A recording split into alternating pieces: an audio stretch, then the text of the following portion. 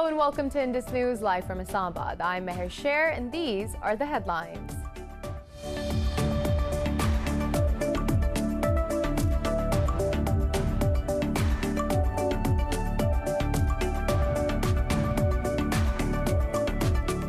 At least 12 civilians have been killed in a government airstrike in Afghanistan's southwestern Nimroz province.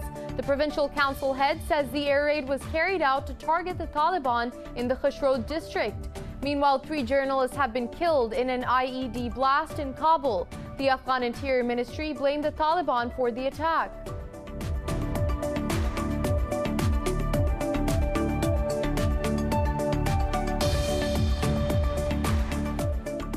Another Indian farmer has committed suicide during a protest against the government's newly introduced farm laws.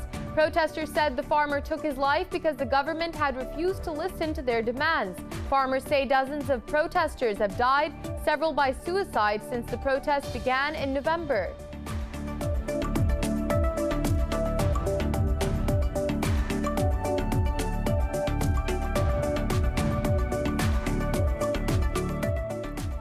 In the United States, the Democrats will introduce a legislation tomorrow in the House of Representatives seeking the impeachment of President Donald Trump. In a tweet, Democrat Ted Lieu said there are 180 co-sponsors for the new article of impeachment. This comes after Wednesday's Capitol Hill rioting by Trump supporters.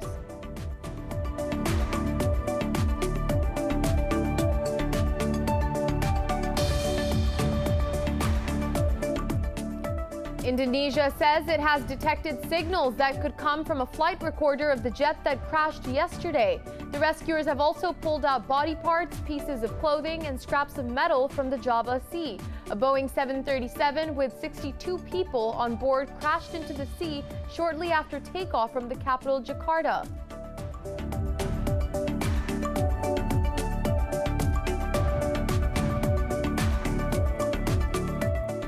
Brazil has recorded over 62,000 new coronavirus cases and nearly 1,200 deaths in the past 24 hours.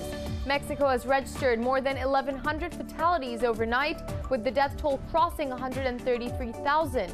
In Pakistan, 46 more people have lost their lives to COVID-19 overnight. That has pushed the death toll to over 10,600. Globally, the virus has claimed 1.92 million lives and infected over 89.5 million people.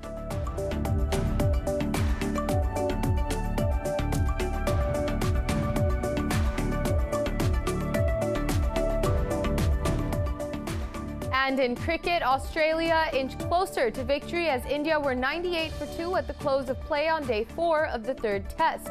The visitors need to score 309 runs or last through the final day to avert a probable defeat in Sydney. Earlier, the Kangaroos declared their second innings on 312 for 6, setting India a daunting target of 407. The 4-match test series is currently leveled at 1-1.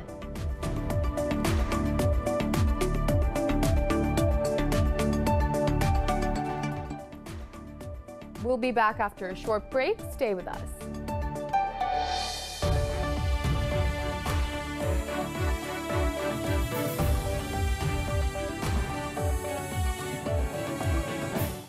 We're back with the news in more detail, and starting off in Afghanistan, at least 12 civilians have been killed in a government airstrike in Afghanistan's southwestern Nimroz province. The provincial council head says the air raid was carried out to target the Taliban in the Khushrod district. He added that some Taliban were also killed. Meanwhile, 3 journalists have been killed in an IED blast in Kabul. The Interior Ministry blamed the Taliban for the attack. Afghan President Ashraf Ghani has condemned the blast and called it a crime against humanity. He said the spike in violence by the Taliban is against commitment for peace as the group still pursues to take innocent lives. The Taliban have not yet commented on the government claims. Meanwhile, the Taliban say the 2 sides of the Afghanistan peace negotiations have met and discussed the unification of their agenda. The Taliban spokesperson said both teams met on the basis of the decision of last Wednesday's meeting. In his tweet, spokesperson Mohammed Naeem said the meeting was held in a good atmosphere. This comes after the Taliban warned that President Ashraf Ghani's resolve to remain in office was detrimental to peace talks. The second round of intra-Afghan negotiations began on January 5th in Doha. The talks resumed amid an increased spat of violence in the conflict-hit country since November. Moving on, Pakistan says it fully abides by its own statutes and fulfillment of international obligations. Pakistan's foreign ministry says, however, India is reluctant to send witnesses in Mumbai case for cross-examination by the Pakistani courts. In a series of tweets, spokesperson Zahid Hafiz Chaudhry said the convictions are a reflection of effectiveness of Pakistan's legal system. The spokesperson added that the legal system of Pakistan operates independent of any influences. Meanwhile, he said the State Department has provided irrefutable evidence of Indian terrorist activities to the world. And the UN Security Council members have rebuffed India's bid to secure leadership of the key committees of the Council. It comes after Pakistan has recently conveyed information on Indian terror financing and false news propaganda. Diplomatic sources say India failed to secure the chairmanship of the powerful Al-Qaeda and ISIS Sanctions Committee. India's bid to lead the Non-Proliferation Committee was also rejected. Despite intensive lobbying in New York, it also failed to muster support for assuming the custodianship of the Afghanistan file. An African diplomat said the work of the Al-Qaeda Sanctions Committee is too important to be given in the hands of the Indians. Moving on, in India, another farmer has committed suicide during a protest against the new farm laws at the Delhi-Haryana border. Protesters say the farmer took his life because the government had refused to listen to their demands. They said the 40-year-old farmer from Punjab hoped his death would bring success to the movement. Meanwhile, India's main opposition party, Congress, has announced protests across the country on January 15th to extend its support to the ongoing protests against agricultural reforms. The Congress slammed the government, saying that it is sold out to capitalists. Meanwhile, the Supreme Court will hear petitions against the contentious laws tomorrow. Now, China has called for the swift return of a soldier detained by the Indian Army at the disputed Ladakh region. The two sides are engaged in a tense military standoff since June last year. 20 Indian soldiers were killed in clashes that broke out due to India's violation of status quo at the disputed border. In the following months, the neighbors deployed tens of thousands of soldiers across Ladakh and Tibetan Plateau. The two sides began formulating a disengagement plan in November to withdraw troops and establish no patrol zones. Now, Indonesia says it has detected signals that could come from a flight recorder of the jet that crashed yesterday. A Boeing 737 with 62 people on board crashed into the sea 4 minutes after takeoff from the capital, Jakarta. The Indonesian Navy says it has retrieved debris, including body parts, pieces of clothing, and scraps of metal from the Java Sea. The military said a signal from the aircraft has been detected, which fit the coordinates of the last contact made by the pilots. It added the signals have been detected from 2 points and directed an investigation as it could be the black box. The rescue operation, which includes 11 Navy ships and 2 helicopters, is currently underway. The country's Met Office has warned of a risk of heavy rain and strong winds that could hamper the search and rescue efforts.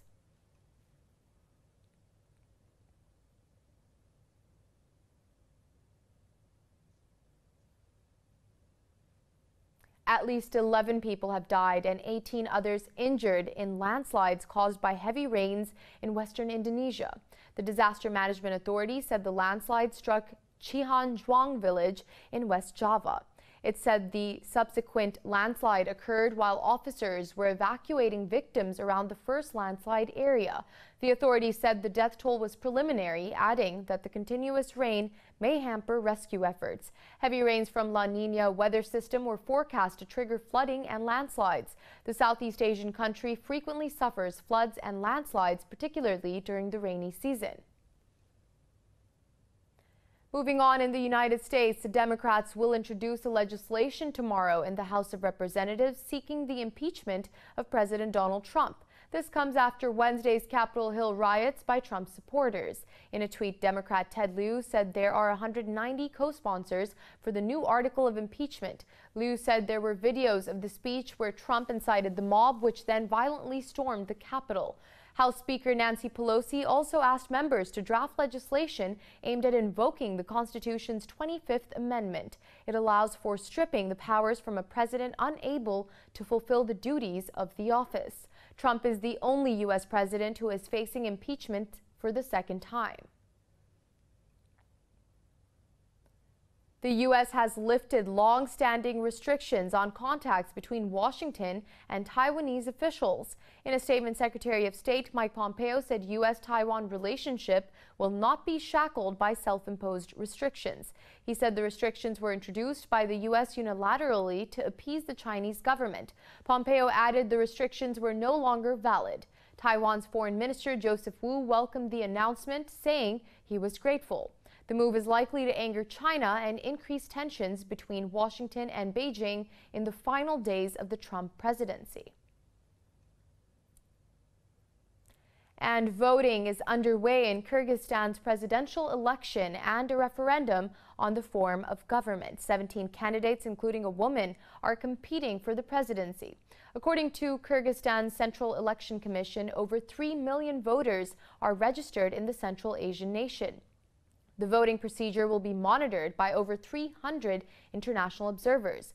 Voters will be offered to vote for either the presidential or parliamentary system of governance. The snap election is being held after the collapse of the previous government following the violent protests last year.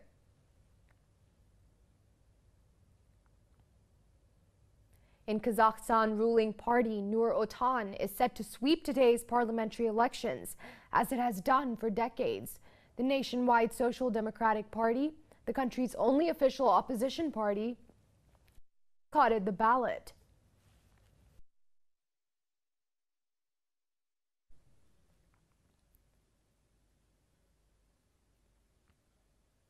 We'll be back with more news after a short break. Stay with us.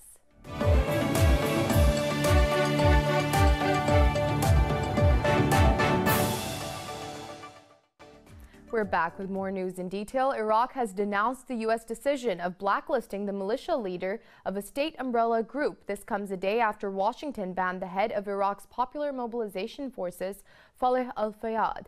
The U.S. Treasury accused him of leading militia that killed hundreds of protesters during a crackdown on demonstrations in 2019.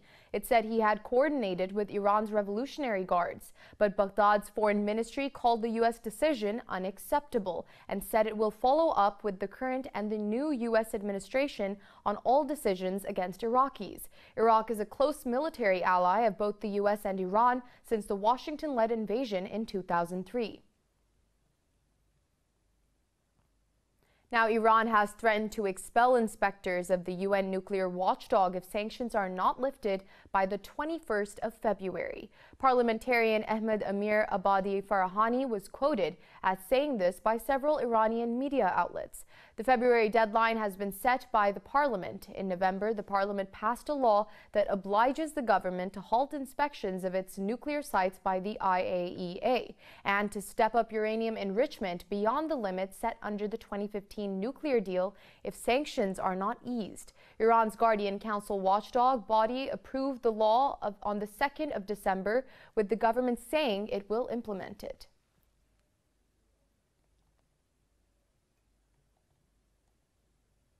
Now, Brazil has recorded over 62,000 new coronavirus cases and nearly 1,200 deaths in the past 24 hours. The country's caseload has crossed 8 million, while the death toll has surpassed 200,000.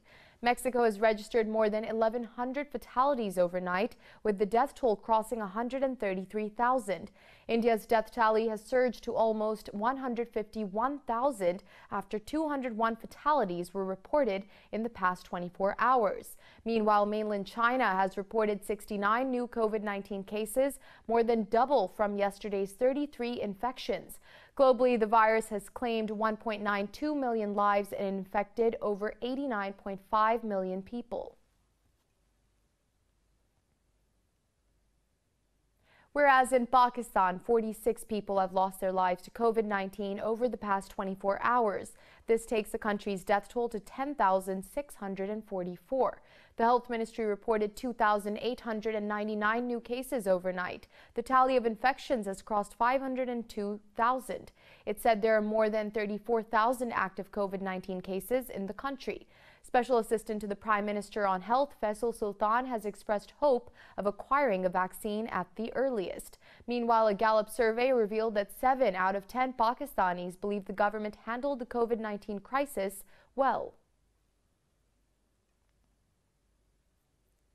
And a midnight breakdown in Pakistan's national power grid plunged millions of people into darkness. Officials said the countrywide blackout was caused by a sudden plunge in the frequency in the power transmission system.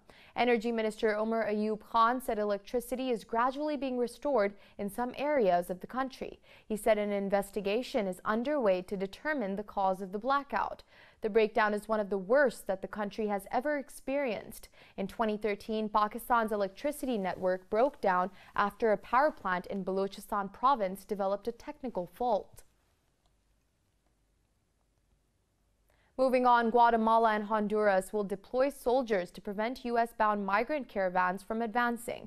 This comes amid growing desperation among those seeking to cross and signs that some groups will depart later this month. A Guatemalan military spokesperson said up to 4,000 soldiers will be deployed to reinforce borders. The Migration Authority also announced it will allow only Hondurans with a valid passport and negative coronavirus test to enter.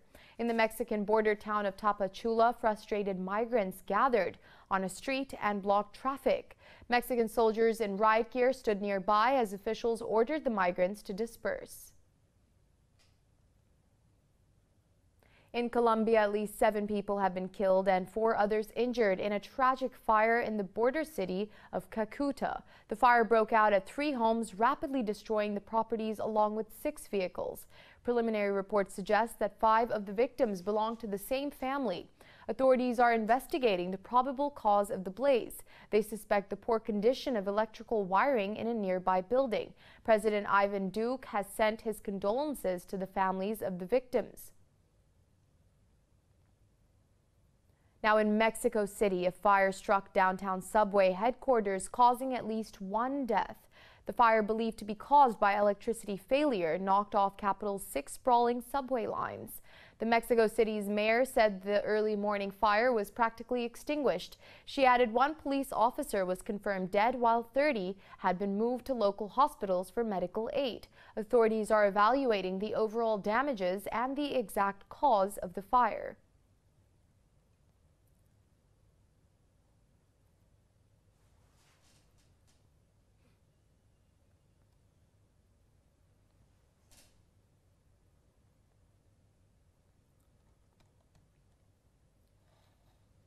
Now, Spain has witnessed its biggest snowfall in a generation after rare winter storm Filomena hit. The capital, Madrid, was blanketed in so much snow that skiers took to the main Gran Via thoroughfare. Madrid residents were up for a rare white weekend of joy after heavy snowfall brought the city to a standstill. A spontaneous snowball fight broke in the streets. Video posted on social media showed dozens of people, some wearing face masks, pelting each other with snowballs as one person skied down the middle of the road, while a sleeping dinosaur also crept out of its burrow and was spotted walking through the snow. But the heaviest snow since 1971 also caused travel chaos across the country, resulting in the deaths of 4 people. It forced authorities to mobilize troops to rescue trapped motorists. The Madrid regional government confirmed that around 1,500 people have had to be rescued from trapped vehicles. Madrid and 4 other regions in central Spain remain on red alert, and residents are advised to stay at home. For the latest updates, you can follow us on social media at indus.news.